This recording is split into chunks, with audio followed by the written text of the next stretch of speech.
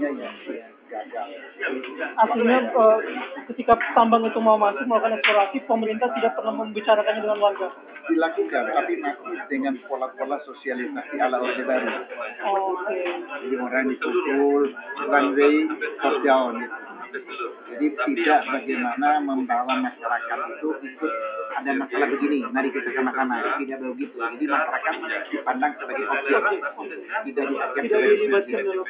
Kemudian pada tahap kedua, tapi kedua turunnya sosialisasi itu ada kecenderungan dikonfrontasikan antara pro dan kontra.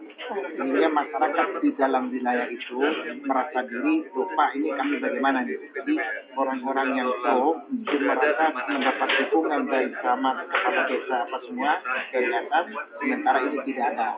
Inilah yang membuat terjadinya. Makanya sampai ada serangan balik rumah orang-orang yang pro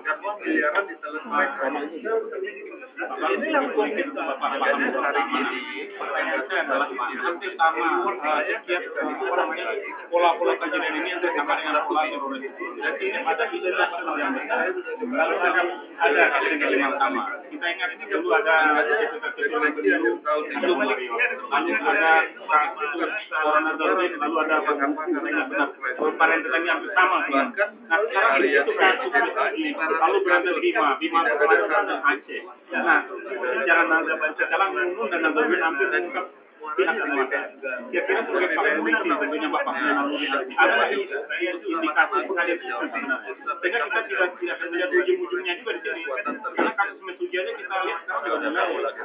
Ada dua ujungnya tinggal akan apa. Sekarang seperti apa penilaian Bapak? Antisipasinya kita data ini saya belum menemukan kecurigaan jabatan bahwa betul ada fakta rentetan peristiwa itu seolah-olah untuk mengalihkan isu kalau tidak yang sudah 9 tahun bisa jadi fakta itu, tapi kemungkinan ini baik kita itu saya kita belum menemukan itu 30.000 masyarakat.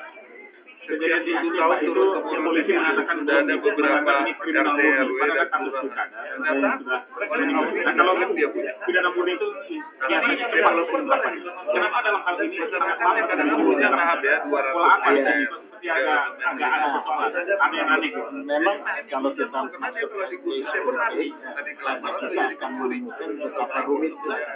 Kenapa? Jadi di dalam setiap kasus ini khususnya yang saya ketahui oleh jadi sebenarnya kan kasus itu tidak ada sesuatu yang ganjil. Soal itu pertambangan di mana-mana ada kok. Nah, Jadi penolakan juga di mana-mana, Pak. penolakan juga di mana-mana. Sekarang kan mengapa timbul reaksi masyarakat yang begitu keras dengan ini kan mesti kan ada sesuatu yang ganjil kan. Nah disitulah yang terjadi yang mendorong apa pemicunya. Jadi kita memiliki faktor penyebab konflik ya horizontal maupun vertikal itu pada semua daerah. Tapi tidak semua daerah memiliki eskalator faktor yang sama. Ada eskalator faktor pendorong yang berbeda dan ada faktor pemicu. Seperti kasus di Bima besar kemungkinan karena masyarakat itu sebenarnya sebelumnya sudah memberi kepercayaan kepada saya dengan surat kuasa untuk menyerahkan persoalannya. Itu pada tanggal 21 November.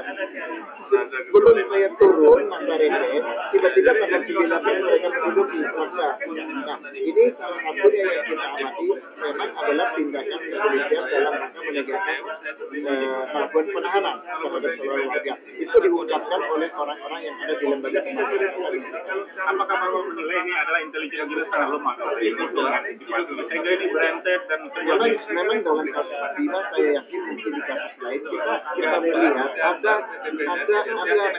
unsur-unsur dari luar yang mendukung masyarakat itu yang membangkitkan semangat labangnya. Contoh saja dalam kasus Lampung ini semangat labangnya itu kan sudah karena diambil alih bisa saya. Tapi ketika saya belum kembali ke daerah saya masih ada letusan tiba-tiba aku meledak. Memang pada saat itu ada unsur ini polisi juga sedang menyelidiki ini. Ada pihak dari luar gitu yang ikut tanda kutip membakar semangat mereka. Walaupun bukan menyebabkan, karena faktor penyebabnya ada dari masyarakat sendiri, ada di sana.